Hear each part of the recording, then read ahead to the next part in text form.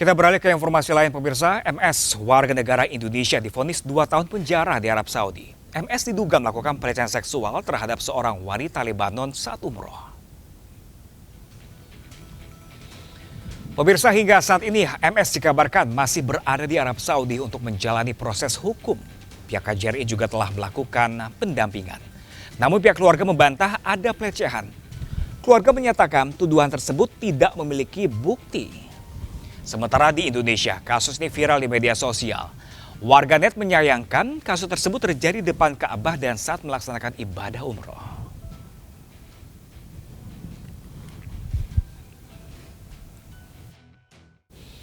Pemirsa, pihak KJRI dikabarkan telah melakukan pendampingan terhadap terduga pelaku MS yang divonis selama 2 tahun penjara karena diduga melakukan pelecehan. Dan untuk mengetahui kabar terbaru kasus ini, pemirsa, kami akan membahasnya dengan Direktur Bina Umroh dan Haji Khusus Kementerian Agama, ada Bapak Nur Arifin. Sebelumnya kami juga telah menghubungi pihak keluarga namun belum mendapatkan respon, pemirsa. Assalamualaikum warahmatullahi wabarakatuh, Pak Arifin. Waalaikumsalam warahmatullahi wabarakatuh. Terima kasih Mas Pram. Ya, sama-sama Pak Arifin telah bergabung bersama kami di MS News Now, Pak Arifin. Pak Arifin, ini keluarga sudah mulai mencuitkan curhatannya melalui media sosial, Twitter. Apakah menurut Anda ada kejanggalan dalam kasus ini? Baik, jadi sebenarnya kasus seperti ini bukan yang pertama kali. Kejadian sebelumnya juga beberapa kali terjadi, seperti sebelumnya ada informasi warga Aceh juga demikian ada. Nah, permasalahannya adalah menjadi viral atau tidak, atau diviralkan atau tidak. Jadi kasus seperti ini memang bukan yang pertama kali. Lalu Bapak sejauh ini seperti apa Bapak kasusnya Bapak? Ya, kami sudah menghubungi Bapak Eko Hartono, Kepala KJRI Jeddah, menanyakan tentang kasus ini. Dan kami minta Pak Konjen bisa memberikan perlindungan kepada warga negara Indonesia untuk mencari celah-celah hukum dalam rangka meringankan putusan hukum kepada Pak Muhammad Said ini. Iya Bapak, kalau dari Twitter Bapak pihak keluarga menyatakan bahwa ini dituduh Bapak seperti itu, bahwa si pelaku atau terduga pelaku ini tidak melakukan pelecehan seperti apa yang disampaikan oleh wanita Lebanon tersebut dan 2 askar ketika itu. Itu seperti apa Bapak? Ya, kami sangat memahami kondisi keluarga pasti sangat terpukul dengan peristiwa ini. Dan kami juga sangat memahami informasi yang diberikan keluarga, informasi tentang pembelaan, karena ini menyangkut harga diri jamaah juga harga diri keluarga. Namun kita tidak bisa bicara sendiri karena ini menyangkut kasus di negeri orang. Dan di sana sudah ada proses hukum, ada proses dari kepolisian, kemudian di pengadilan. Nah, di sini oleh karena itu untuk menghadapi keputusan pengadilan 18 Januari yang lalu, tentu yang bisa dilakukan peluang hukumnya adalah melakukan banding. Dan oleh karena itu kami sudah menghubungi Bapak Eko Hartono, Kepala KJRI Jeddah, untuk menyiapkan lawyernya untuk membantu meringankan Bapak Muhammad Said ini. Oke Bapak, Bapak tadi Bapak bilang ini kasus seperti ini bukan kasus pertama kali. Sebenarnya warga Aceh juga pernah mengalami hal yang serupa. Apakah seperti apa Bapak nasibnya saat ini sekarang Bapak?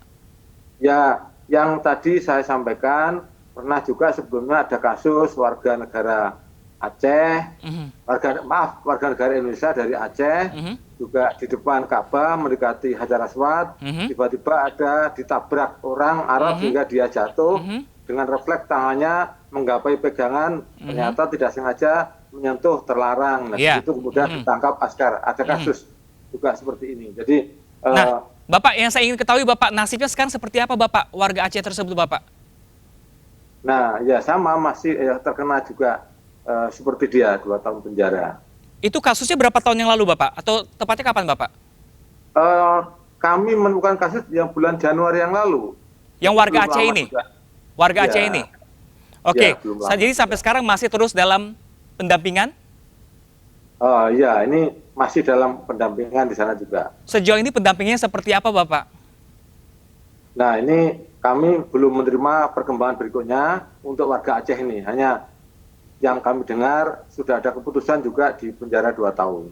Oke Bapak, kalau saya lihat Bapak, saya sebagai orang awam, Bapak melihat hal ini adalah kesalahpahaman, namun tidak ada bukti untuk melawan seperti itu. Nah Bapak, apakah proses hukum di Arab Saudi seblunder itukah? Karena pelapor dari kasus dari M. Said ini ada pelapor dari awal persidangan, pelaporan hingga persidangan ada vonis, sampai saat itu tidak pernah muncul si pelapor ketika itu. Mungkin kalau di Indonesia sebuah perkara akan gugur seperti itu. Lalu bagaimana di Arab Saudi Bapak? Ya, jadi secara rinci kami sampaikan memang pengadilan atau tata cara hukum Saudi dengan Indonesia berbeda. Karena Saudi negara kerajaan, kita negara republik, tentu ada perbedaan. Nah, tapi yang perlu kita harus memahami, dimanapun kita berada, kita harus menghormati kedaulatan negara, kita harus menghormati tertib hukum di tempat kita berada. Demikian. Bapak, jadi artinya tidak ada M. Said saja, berarti ada satu orang lagi warga Aceh yang juga mengalami hal serupa seperti Bapak. Bapak ini juga jadi sorotan masyarakat sebenarnya Bapak yang akan berumroh mungkin Bapak. Jadi mereka akan ketar-ketir mungkin niat datang ke Arab Saudi untuk beribadah, namun takut akan tuduhan seperti itu. Rata-rata jamaah umroh sudah mengetahui hal ini. Artinya hal-hal seperti ini sudah rata-rata diketahui oleh jamaah umroh. Dan jamaah umroh tidak ada ketar-ketirnya karena kondisinya terutama kasus-kasus ini terutama ketika berebutan untuk mencium hajar aswad. Iya. Jadi sekali lagi. Nah Bapak, untuk memberikan kenyamanan dan keamanan untuk warga negara Indonesia akan datang ke Arab Saudi beribadah, Bapak, untuk tidak hal terjadi serupa, apa yang harus dilakukan Bapak akhirnya Bapak? Apakah ada perlindungan hukum dari warga negara dari Indonesia sendiri untuk warga negara Indonesia yang akan beribadah di sana?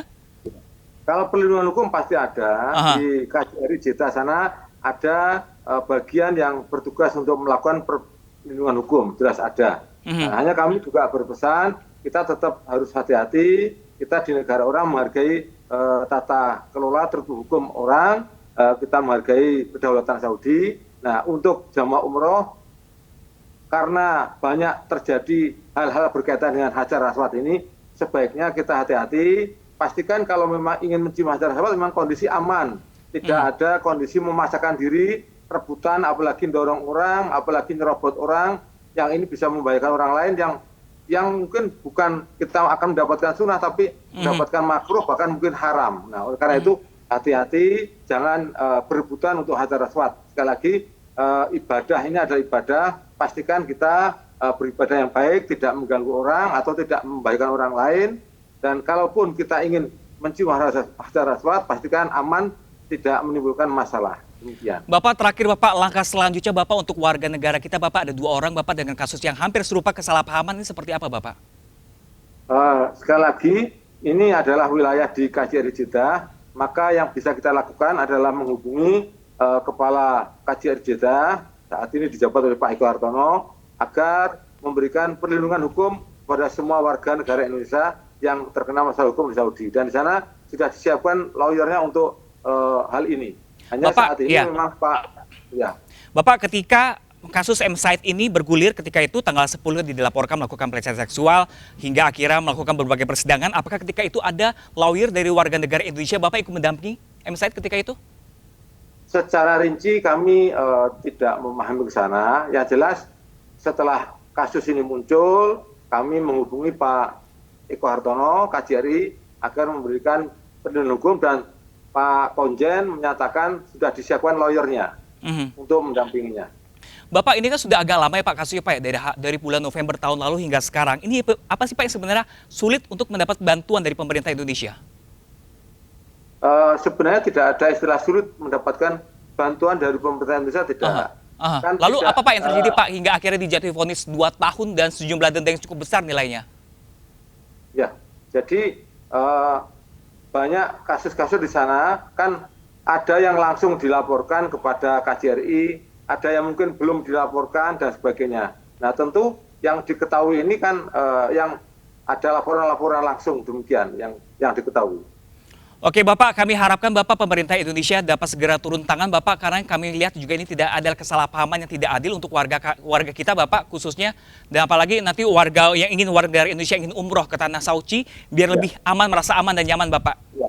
Oke, baik. Tapi ini Pak, Pak Eko itu menyampaikan bahwa lawyer disiapkan, namun agak sulit gara-gara pelaku sudah memberikan pengakuan di depan di pengadilan. Bapak, tapi dari pihak keluarga Bapak menyampaikan bahwa terduga pelaku ini dipaksa untuk mengaku ketika itu Bapak. Seperti apa Bapak jadinya harusnya? Sampai dia menangis-nangis menelpon dengan durasi 5 menit dengan keluarga, saya dipaksa untuk mengaku untuk melakukan pelecehan seksual. Ya, sekali lagi ini adalah masalah hukum. Tentu kita menghadapinya secara tertib hukum.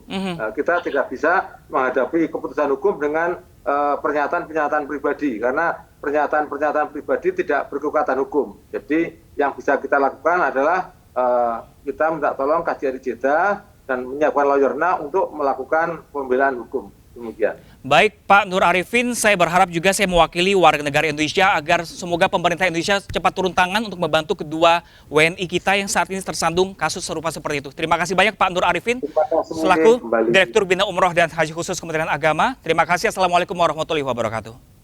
Waalaikumsalam warahmatullahi wabarakatuh.